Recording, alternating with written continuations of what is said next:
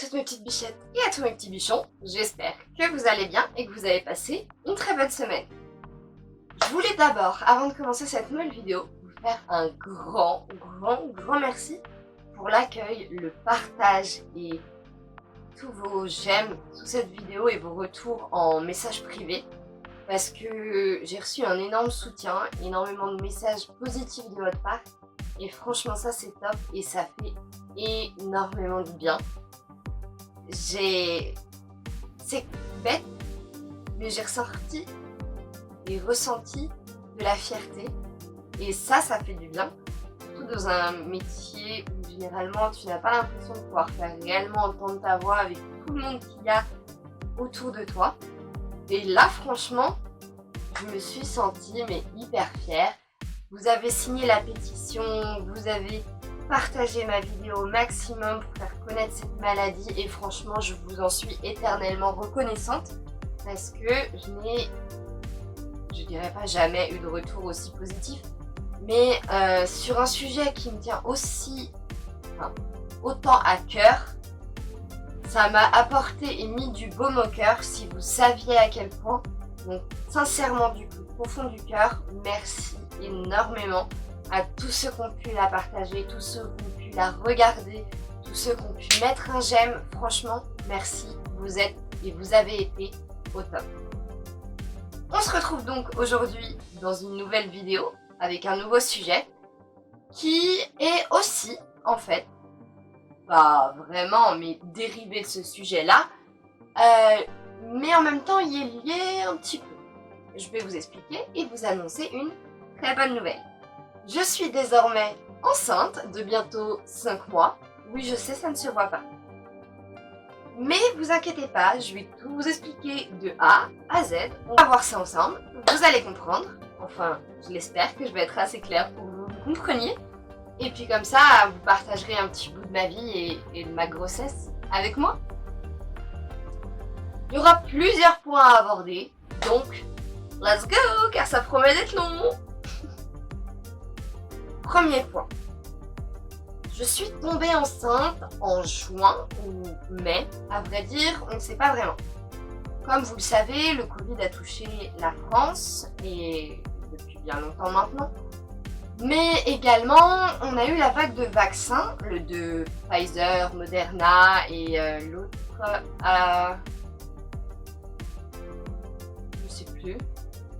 On a eu les 3 vaccins qui sont sortis et dû à mon algie vasculaire et au traumatisme crânien que j'avais et également au diagnostic d'un médecin, je suis touchée aussi d'endométriose et donc avec et mon algie vasculaire de la face et l'endométriose et le traumatisme crânien, j'avais très peu de chances de pouvoir tomber enceinte. Quand je dis très peu de chance, c'est donc quasiment nul. Cependant,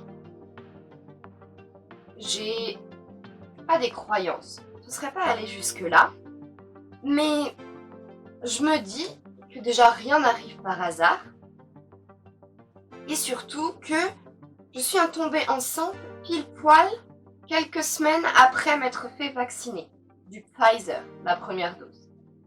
Tout le monde sait donc que, désormais tout le monde sait donc que le Pfizer dérègle les hormones et le système et l'horloge intime d'une femme. Donc, je crois, après je n'ai aucune certitude, mon médecin non plus, et on ne pourra pas l'affirmer dans tous les cas, que je suis tombée enceinte grâce, on va dire entre guillemets, à ce Pfizer. Ça, c'était la première nouvelle. Mais surtout, la plus grosse nouvelle, c'est que j'attends avec mon conjoint un enfant, que je suis déjà bientôt à 5 mois de grossesse, donc la moitié de fait, enfin. Ça a été très compliqué, je vous avoue. Sans vous mentir, franchement, je savais qu'être enceinte était une énorme aventure dans la vie d'une femme. J'ai longtemps pas voulu d'enfant, pour des raisons qui me sont propres. Sauf que l'année dernière, justement, j'ai fait une fausse couche. Donc, j'ai, à partir de ce moment-là, compris, c'est peut-être bête et méchant d'en arriver à ce point-là, mais compris et le sens et la valeur de la vie de quelqu'un, même d'un enfant. Je n'aime pas dire ça comme ça parce que c'est très... Ça a énormément de connotations négatives, alors que maintenant, j'en suis à être hyper impatiente de voir mon enfant naître et très heureuse d'être enceinte, même si, comme je vais vous l'expliquer au fur et à mesure, j'ai une grossesse qui est loin d'être la plus sereine possible et la plus agréable possible. Mais oui, non, en effet, ça, la façon dont je le dis a des connotations négatives, or pas du tout. Au contraire, en fait, ça m'a fait mûrir énormément. Je ne souhaite ça à personne de perdre un enfant et de faire une fausse couche. Mais ça m'a fait prendre conscience de ce que... Oui, si, de ce que vaut une vie en fait. Et du mal que ça fait de perdre quelqu'un, même si je le savais déjà, parce que bon, la vie est faite comme elle est faite. Et j'ai déjà perdu énormément de monde autour de moi. Mais perdre quelqu'un qui vient de soi, de son intérieur, du fruit de l'amour qu'on a, c'est pas du tout pareil. Mais alors pas du tout. Je vais pas vous mentir, je l'ai très mal vécu. Au départ, je pensais pas, j'étais bon, tant pis, ça arrive à tout le monde. Ça fait mal, mais c'est comme ça va passer, et puis c'est tout. Sauf que non. Au final, je me suis rendu compte que je voulais vraiment être enceinte à nouveau. Je voulais pouvoir créer la vie. Ça nous a mis 1 an. Donc, ça nous a mis 1 an, ce qui est en soi relativement pas excessif, parce que certaines personnes essayent et malheureusement n'y arrivent pas. Donc, franchement, je ne me plains pas du tout. J'ai eu de la chance de tomber relativement rapidement enceinte. Cependant, comme je vous l'ai dit, pour moi, la grossesse, les débuts, en tout cas le premier trimestre, a été très compliqué.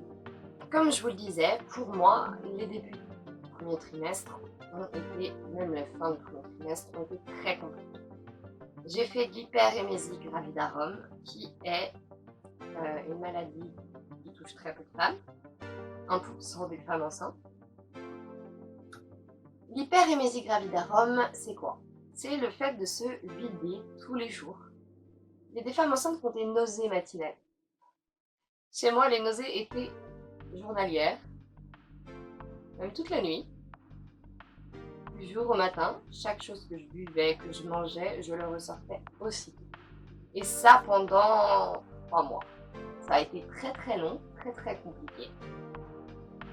J'ai réussi, non, pas toute seule. Moi et mon médecin, on a réussi à faire en sorte que cela s'arrête grâce à un traitement médicamenteux. Je sais, je suis enceinte et il faut prendre le moins de médicaments possible. Cependant, quand on vomit ses tripes H24, au bout d'un moment, il faut bien faire quelque chose pour que je reste quand même au minimum nourrie et surtout hydratée, qui a été assez compliqué à réaliser dans mon temps. Mais on a réussi au final. En fait, pour le moment, je n'ai pris que 2 kilos. Ce qui n'est pas énorme en effet quand on sait que je suis déjà à quasiment 5 mois de grossesse. Mais c'est déjà bien dans le sens où au moins j'ai réussi à régler ce souci d'hyperémésie gravidarum et qu'au moins je n'en perds plus. Puisque quand j'avais été touchée d'hyperémésie gravidarum, j'avais perdu quand même 3 kilos de mon poids initial, et là par rapport à mon poids initial, j'en ai pris 2. Donc c'est plutôt bien pour moi, je trouve. Le point positif par contre, et que j'ai la chance de pouvoir avoir, c'est que je sens déjà mon bébé bouger dans mon ventre. C'est une chance parce que ça arrive très rarement, ça arrive plus souvent de sentir dès les 3 à 4 mois de grossesse son bébé bouger dans son ventre. Moi j'ai eu cette chance là.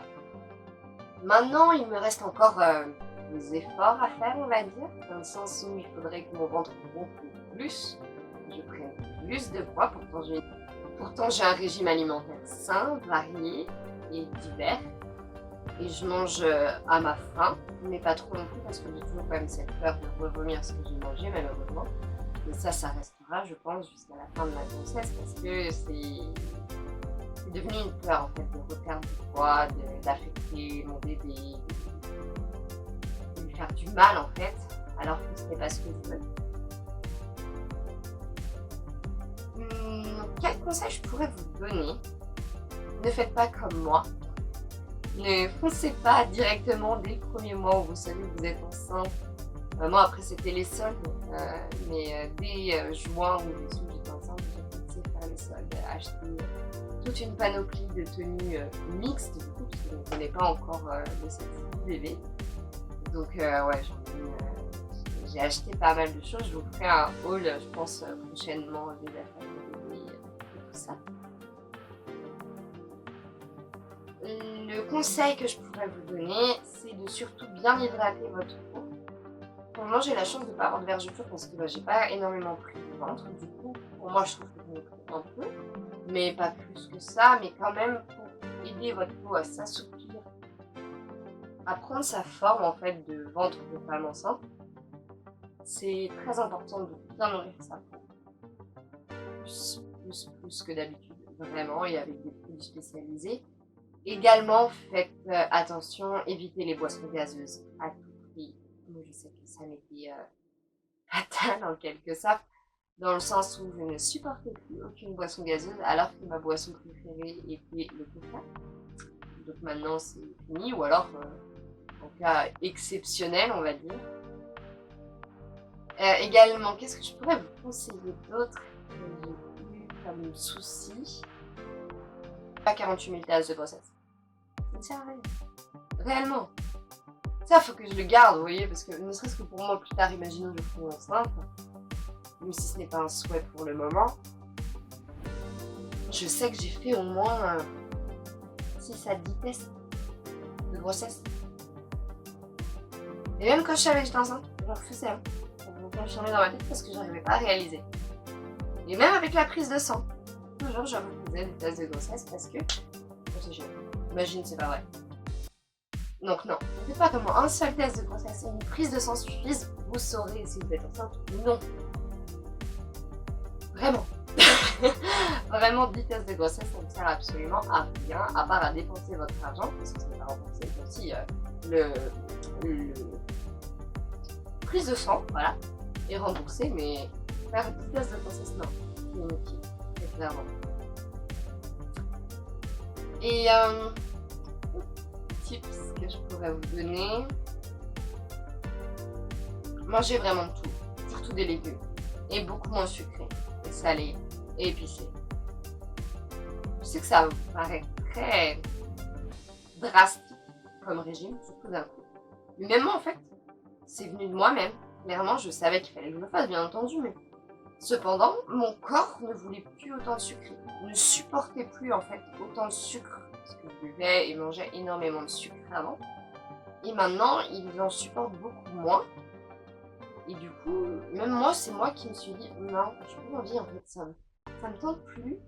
J'ai plus envie de manger aussi sucré, et puis moi j'ai envie de manger ça comme légumes aujourd'hui, et plus autant de ci, plus autant de ça, et plus autant de cochonneries en fait. Et c'est venu vraiment franchement naturellement, donc ça c'est une très bonne chose. Le seul truc qui réellement m'embête, on va dire, c'est les sushis. Mon dieu, les sushis, la charcuterie et le fromage. Ah, pour moi c'était des trucs sacrés, mais alors sacrés, c'est sacré. Je vous dis pas que j'ai pas craqué. Une ou deux fois. Après, j'ai envie de vous dire, il faut pas non plus vous imposer un peu trop drastique, surtout à vous couper de toute nourriture que vous mangez, surtout si vous la mangez en grande quantité, du jour au lendemain, comme ça, sinon votre corps va forcément la réclamer. Et il faut savoir également que, par exemple, c'est au Japon, eux, par contre, ils mangent énormément toujours des sushis, et du poisson cru. Parce que tout dépend de la médecine dans tel ou tel pays et de telle ou telle croyance de tel ou tel pays. C'est vraiment très variable. Et il y a des pays où on conseille de manger que des aliments froids ou que des aliments chauds, ou de ne pas manger de viande, ou de manger, qu'est-ce que j'avais vu sinon, que des légumes et des fruits, et encore il fallait qu'ils soient préparés d'une certaine manière pour les femmes enceintes. Donc j'ai envie de vous dire, faites attention à ce que vous mangez, mais écoutez surtout et en premier lieu ce que vous demande votre corps, parce que en fait, ce que vous demande votre corps, c'est ce que vous demande votre enfant. Donc très clairement, écoutez que ce que vous dit votre corps. Enfin non, n'écoutez pas que ce que vous dit votre corps, mais écoutez principalement ce que vous dit votre corps, parce que c'est quand même lui qui sait le mieux ce dont vous avez besoin ou non. N'achetez pas non plus 10 000 carnets de grossesse. J'en ai acheté un ou deux, je crois. On m'en a offert un ou deux également. J'ai reçu des livres de grossesse, des trucs. Donc, franchement, après, moi, je sais que je suis très papeterie et j'adore ça. Donc, forcément, j'en ai acheté un. Puis, j'en ai vu un autre qui me plaisait pas trop mal. Puis, il y a les trucs sur les parents qui peuvent être intéressants à lire et tout ça. Ne craquez pas. Ne craquez pas autant. Un seul carnet de grossesse, je vous assure, vous aurez de quoi le remplir et vous aurez assez de place pour y mettre tout. Clairement, très très clairement, vous aurez assez de place. Je pense que je vous ai partagé tous mes petits conseils et surtout la grosse nouvelle qui va réellement changer cette chaîne, changer ma vie. Et voilà, hein, franchement. Donc écoutez, une petite bichette et un petit bichon, cette vidéo est terminée, j'espère qu'elle vous aura plu. Je vous souhaite à toutes et à tous une très très bonne semaine, une très bonne fin de journée. Et prenez surtout bien grand soin de vous. Et je vous fais plein de bisous. Mouah.